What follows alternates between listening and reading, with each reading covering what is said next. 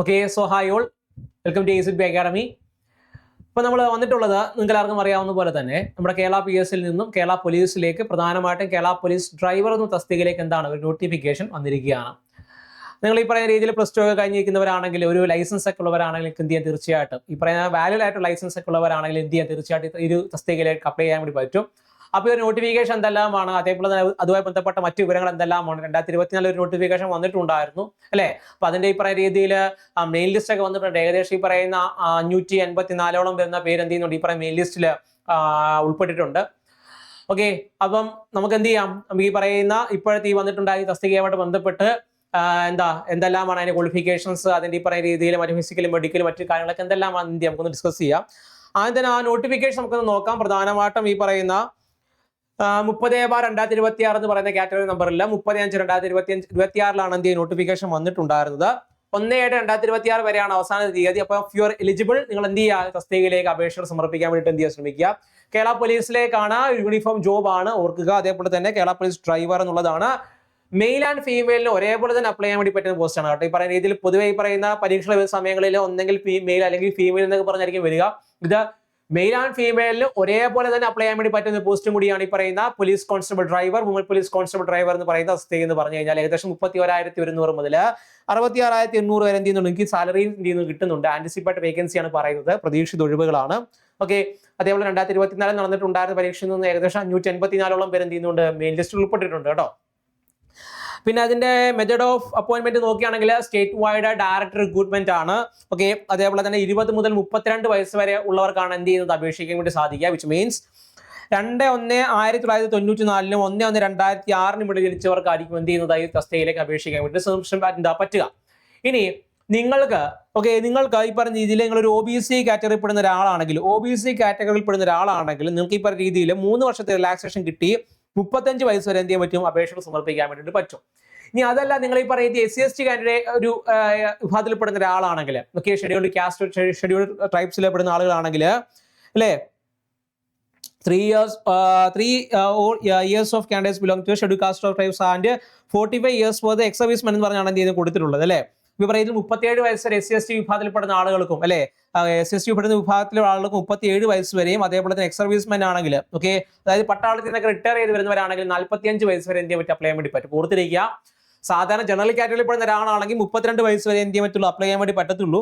ഇനി അല്ല, നിങ്ങൾ ഈ പറയുന്ന OBC കാറ്റഗറിയിൽ പെടുന്ന ഒരാളാണെങ്കിൽ, OBC കാറ്റഗറിയിൽ പെടുന്ന ഒരാൾക്ക് പ്രധാനമായിട്ട് ഈ പറയുന്ന രീതിയിൽ 35 വയസ്സ് വരെയും, അതേപോലെ തന്നെ SC/ST വിഭാഗത്തിൽ പെടുന്ന ഒരാളാണെങ്കിൽ നിങ്ങൾക്ക് 37 വയസ്സ് വരെയും, അതേപോലെ തന്നെ ഒരു എക്സ് മിലിറ്ററി ആണെങ്കിൽ, എക്സ് സർവീസ്മെൻ ആണെങ്കിൽ നിങ്ങൾക്ക് 45 വയസ്സ് വരെ എന്ത് ചെയ്യാൻ പറ്റും, അപേക്ഷകൾ സമർപ്പിക്കാൻ വേണ്ടിയിട്ട് സാധിക്കും കേട്ടോ. ഇനി അതിന്റെ എഡ്യൂക്കേഷൻ ക്വാളിഫിക്കേഷൻ, വിദ്യാഭ്യാസ യോഗ്യത നോക്കുകയാണെങ്കിൽ pass in higher secondary examination +2 or equivalent എന്നുള്ളതാണ്. അതായത് ഈ പറഞ്ഞ +2 വിദ്യാഭ്യാസ യോഗ്യത ഉണ്ടായിരിക്കും. നമുക്ക് എല്ലാവർക്കും അറിയാം, പറഞ്ഞ പോലീസ് ജോബ് ഒക്കെ ആകുമ്പോൾ പ്രധാനമായിട്ട് +2 വിദ്യാഭ്യാസ യോഗ്യതയായിട്ടാണ് എന്ത് ചെയ്യുന്നത് വരുന്നത്. അപ്പം +2 എന്തായിരിക്കണം, പാസ് ആയിരിക്കണം എന്നുള്ളത് നിർബന്ധമുള്ള ഒരു കാര്യമാണ് കേട്ടോ. ഓക്കെ അല്ലേ.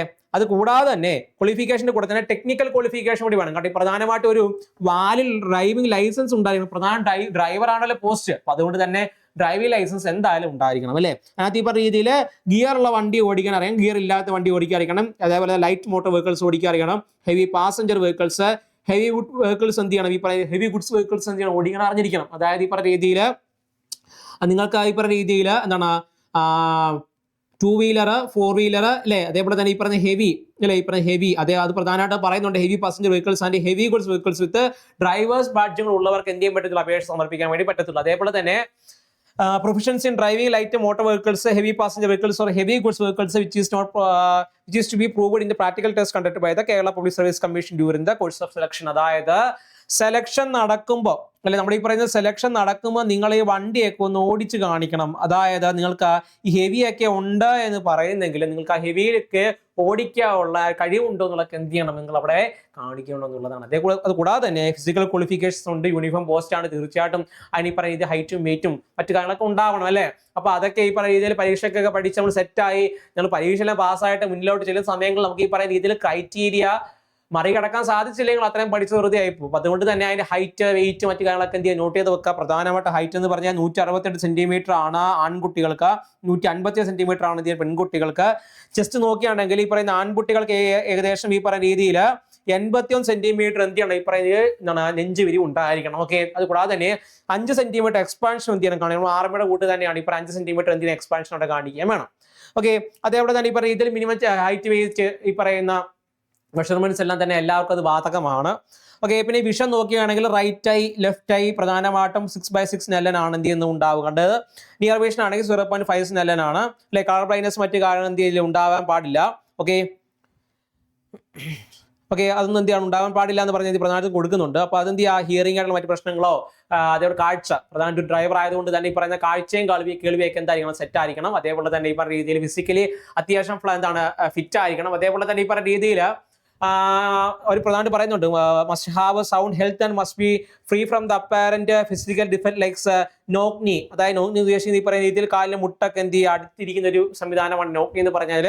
ഫ്ലാറ്റ് ഫുട്ട് എന്ന് പറഞ്ഞു കഴിഞ്ഞാൽ കാലിങ്ങനെ വെക്കാൻ നേരത്ത് പൊതുവെ ആളുകളുടെ കാലെന്ന് പറഞ്ഞാൽ എന്താണ് ഇങ്ങനെ ആയിരിക്കും അല്ലേ, പറയുന്ന രീതിയിൽ ഇങ്ങനെ ഒരു ചെറിയൊരു എന്താണ് ഇവിടെ ഒരു സ്പേസ് കാണാൻ വേണ്ടി പറ്റും. ഓക്കെ, ഫ്ലാറ്റ് ഫുട്ട് ആണെങ്കിൽ ആളുകൾ കാണുന്ന രീതി ഇങ്ങനെ വളരെ ഫ്ലാറ്റ് ആയിട്ടായിരിക്കും എന്ത് ചെയ്ത് കാണാൻ വേണ്ടി പറ്റും. ഫ്ലാറ്റ് ഫുട്ട് ആവാൻ പാടില്ല എന്നുണ്ട്. അതേപോലെ വേരിക്കോസ് വെയിൻസ്, ഈ പറയുന്ന കാലിൽ ഈ പറയുന്ന മസിലുകൾ എന്താണ് ഈ വേരിക്കോസ് വെയിൻസ് ഒക്കെ ഉള്ളത്. അപ്പൊ വേരിക്കോസ് വെയിൻസ് അപ്പൊ അങ്ങനെയുള്ള കുറച്ച് കാര്യങ്ങളൊക്കെ എന്ത് പ്രധാനമായിട്ട് പറഞ്ഞു വെക്കുന്നുണ്ട്. ഓക്കെ, അപ്പൊ അത്രയാണ് എന്ത് ചെയ്യുന്ന പ്രധാനമായിട്ട് അതിനെപ്പറ്റി എന്ത് ചെയ്യും നമുക്ക് പറയാൻ വേണ്ടിയിട്ടുള്ളത്. ഓക്കെ, അപ്പൊ അതിന്റെ ലാസ്റ്റ് ഡേക്ക് മുമ്പായിട്ട് തന്നെ എന്ത് ചെയ്യും അപേക്ഷകളൊക്കെ ശ്രമിക്കാനായിട്ട് എന്ത് ചെയ്യുക ശ്രമിക്കുക. അതിന്റെ ലാസ്റ്റ് ഡേറ്റ് സബ്മിഷൻ എന്ന് പറയുന്നത് 1/7/2026 അപ്പൊ അതിലേക്ക് എന്ത് ചെയ്യുക മുമ്പായിട്ട് തന്നെ അപേക്ഷകളൊക്കെ സമർപ്പിക്കാൻ ശ്രമിക്കുക. അപ്പൊ നിങ്ങൾ എന്ത് ചെയ്യുക, ഒരു ഡ്രൈവർ ആവാൻ ഒരു യോഗ്യതയുള്ളവരാണ്. അപ്പൊ നിങ്ങൾക്ക് കാണില്ല നിങ്ങൾ സുഹൃത്തുക്കൾക്കായിരിക്കും എന്ത് ചെയ്യുന്നത് ഈ പറയുന്ന ഹെവി ആയിട്ടൊക്കെ ബാഡ്ജ് ഉണ്ടാവുക അല്ലെങ്കിൽ ഇപ്പം +2 ഒക്കെ കഴിഞ്ഞ് നിൽക്കുന്നവർ ഉണ്ടാവുക. അപ്പൊ നിങ്ങളൊന്ന് അത്യാവശ്യം എഫോർട്ടൊക്കെ ഇട്ട് കഴിഞ്ഞാൽ എന്ത് ചെയ്യാൻ പറ്റും, ഒരു പോലീസ് ഡ്രൈവറായിട്ട് എന്ത് ചെയ്യാൻ മാറാൻ വേണ്ടി പറ്റും. അവിടെ നിന്ന് ഈ പറയുന്ന രീതിയിൽ എന്ത് ചെയ്യാൻ പറ്റും, ഈ പറയുന്ന ജീവിതം സെറ്റിൽ ആക്കാൻ എന്ത് ചെയ്യും സാധിക്കുന്നതായിരിക്കും. ഓക്കെ, അപ്പൊ നിങ്ങൾ ഈ പറയുന്ന രീതിയിൽ ജോലിയിലേക്ക് ഒരുപാട് ആത്മാർത്ഥത ഉള്ളവരാണെങ്കിൽ ഈ പറയുന്നത് ഒരുപാട് ആഗ്രഹിച്ചു വരുന്നവരാണെങ്കിൽ തീർച്ചയായിട്ടും ഒരു അവസരം മിസ് ചെയ്യരുത്. ഓക്കെ, നിങ്ങളുടെ ഈ പറയുന്ന സർട്ടിഫിക്കറ്റ് ഒക്കെ ഉണ്ട്, നിങ്ങൾ അത്യാവശ്യം ഇപ്പോൾ ഫിസിക്കലി ഫിറ്റ് ആണ്, നിങ്ങൾക്ക് പോലീസ് യൂണിഫോമിലേക്ക് എത്തണമെന്ന് ആഗ്രഹമുള്ളവരൊക്കെ ആണെങ്കിൽ ഈ പറയുന്ന രീതി കമ്പാരിറ്റീവ്ലി ഒരു കോമ്പറ്റീഷൻ കുറവാണ്. ഈ പറയുന്ന രീതിയിൽ CPOയ്ക്ക് മറ്റ് പരീക്ഷകൾക്ക് എഴുതുന്ന പോലെയല്ല. ഈ ഹെവിയുടെ ലൈസൻസും മറ്റ് ബാഡ്ജൊക്കെ ഉള്ളവർ വളരെ കുറവായതുകൊണ്ട് തന്നെ നിങ്ങൾക്ക് എന്ത് ചെയ്യാം ഇതിലേക്ക് എത്തിച്ചേരാൻ വേണ്ടിയിട്ട് സാധിക്കുന്നുള്ളതാണ്. ഓക്കെ, അപ്പോൾ ഈ പറയുന്ന രീതിയിൽ എങ്ങനെ പഠിച്ചു തുടങ്ങണം, എങ്ങനെയാണ് ഈ പറയുന്ന രീതിയിൽ കൊണ്ടുപോകേണ്ടത്, എന്തൊക്കെ പഠിക്കണമെന്ന് അറിയാതെ നിങ്ങൾ ഒരു പ്രതിസന്ധി ഘട്ടത്തിൽ നിൽക്കുന്നവരാണെങ്കിൽ നമ്മുടെ ACTP അക്കാഡമിയിൽ നമ്മൾ കേരള പോലീസ് ഡ്രൈവറിന് വേണ്ടിയിട്ട് ഒരു കോഴ്സ് നമ്മൾ ലോഞ്ച് ചെയ്യുന്നുണ്ട്. ഓക്കെ, ഈ പറയുന്ന പോലീസ് ഈ പറയുന്ന ഡ്രൈവർ തസ്തികയിലേക്കാണ് എന്ത് ചെയ്യുന്നത് നമ്മൾ ഈ പറയുന്ന രീതിയിൽ കോഴ്സ് പ്രൊവൈഡ് ചെയ്യുന്നത്. +2 പാസ്സായിട്ടുള്ള ആളുകൾക്ക് എന്ത് ചെയ്യാം, തീർച്ചയായിട്ടും ഈ പറയുന്ന +2 പാസ്സായിട്ടുള്ളവർക്ക് ഈ പറയുന്ന ലൈസൻസ് ഒക്കെ ഉള്ളവർക്ക് എന്ത് ചെയ്യാം, തീർച്ചയായിട്ടും ഇതിലേക്ക് ജോയിൻ ചെയ്യാം. നിങ്ങൾ ഒട്ടും മടിക്കണ്ട, ഇപ്പൊ തന്നെ എന്ത് ചെയ്യുക, ഇവിടെ താഴെ കാണുന്ന നമ്പറിൽ വിളിച്ച് കോൺടാക്ട് ചെയ്യും. അതുമായി ബന്ധപ്പെട്ട കൂടുതൽ വിവരങ്ങൾ എന്ത് നമ്മൾ പറഞ്ഞു തരുന്നതായിരിക്കും. അപ്പൊ നിങ്ങളുടെ പഠനം എന്ത് ചെയ്യുക, നേരത്തെ തന്നെ തുടങ്ങുക കേട്ടോ. ഈ പറഞ്ഞ രീതിയിൽ നിങ്ങൾക്ക് ഒരു ആഗ്രഹമുള്ളവരാണെങ്കിൽ എന്ത് ചെയ്യുക, നിങ്ങളുടെ ഒട്ടും വൈകിപ്പിക്കാതെ തന്നെ എന്ത് ചെയ്യുക പഠനം മുന്നോട്ടേക്ക് കൊണ്ടുപോവുക. അത് ജോലി നേടിയെടുക്കാൻ വേണ്ടിയിട്ട് പരമാവധി പരിശ്രമിക്കുക എന്നുള്ളതാണ്. ഓക്കെ, അപ്പൊ നിങ്ങൾക്ക് എന്ത് ചെയ്യാണ്, ഒരു യൂണിഫോം പോസ്റ്റ് ആണ്. അതേപോലെ തന്നെ ഈ പറഞ്ഞ രീതിയിൽ 32 വയസ്സ് വരെയാണ് ജനറൽ കാറ്റഗറിയുടെ പ്രായം എന്ന് പറഞ്ഞു ചെയ്യുന്നത്. കൂടാതെ ലൈസൻസ് ഉണ്ടായിരിക്കണം, +2 ആണ് വിദ്യാഭ്യാസ യോഗ്യത. അത്യാവശ്യം നമ്മൾ പറയേണ്ട എല്ലാം തന്നെ എന്ത് ചെയ്യുന്നുണ്ട് പറഞ്ഞിട്ടുണ്ട്. കൂടാതെ തന്നെ ഈ 2024 പറയുന്ന ഒരു നോട്ടിഫിക്കേഷൻ സമയങ്ങളിൽ എനിക്ക് തോന്നുന്നു മെയിൻ ലിസ്റ്റിൽ 2026 മറ്റോ ആണ് അതിന്റെ ഈ പറയുന്ന ലിസ്റ്റ് മെയിൻ ലിസ്റ്റ് മറ്റു കാര്യങ്ങളൊക്കെ വന്നിട്ടുണ്ടായിരുന്നത്. അത് ഈ പറയുന്ന സൈറ്റിൽ അവൈലബിൾ ആണ് കേട്ടോ. ഈ പറയുന്ന കേരള PSC സൈറ്റിൽ അവൈലബിൾ ആണ്. അപ്പൊ എനിക്കൊന്ന് 554 സംതിങ് അടുപ്പിച്ച് എന്ത് ചെയ്യുന്നു മെയിൻ ലിസ്റ്റിൽ ഇപ്പോൾ ഉൾപ്പെട്ടിട്ടുണ്ട്. അപ്പൊ നിങ്ങൾ എന്ത് ചെയ്യുക, ഈ പറയുന്ന പരീക്ഷയ്ക്ക് വേണ്ടിയിട്ട് എന്ത് ചെയ്യുക, ആത്മാർത്ഥമായിട്ട് അത്യാവശ്യം എന്ത് ചെയ്യുക പണിയെടുത്ത് പഠിക്കുക. ഓക്കെ, അപ്പൊ എന്ത് ചെയ്യുക, നിങ്ങളെ കൊണ്ട് പറ്റും. അപ്പൊ നിങ്ങൾ കോൺഫിഡൻസോട് കൂടി തന്നെ മുന്നോട്ടേക്ക് പോവുക. അപ്പൊ നിങ്ങൾ സുഹൃത്തുക്കളാണ് ഈ ഒരു ക്വാളിഫിക്കേഷൻ ഉള്ളെങ്കിൽ എന്ത് ചെയ്യുക, അവരെ എന്ത് ചെയ്യുന്നു അയച്ചു കൊടുത്തതിന് ശേഷം എന്ത് ചെയ്യുക, ഈ പറയുന്ന രീതിയിൽ ഒന്ന് അപ്ലൈ ചെയ്യാനും പഠനം തുടങ്ങാനും എന്ത് ചെയ്യുന്നു പറയുക കേട്ടോ.